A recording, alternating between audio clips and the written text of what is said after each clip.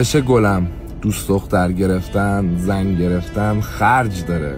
خرجش هم پولی نیستا. اتفاقا ببین دخترها یه جوری پول در میارن 6 تا پسر بشینن فکر کنن ببینن دختره چه جوری داره پول در میاره، تهش هم به هیچ جا نمیرسن که یارو چه جوری داره پول در میاره، انگ خراب بودن به یارو میزنن. نه، جنس دختر خرج داره. خرجش چیه؟ خرجش محبته، خرجش توجهه، خرجش دوستش داشته باشی، خرجش اینه بهش احترام بذاری.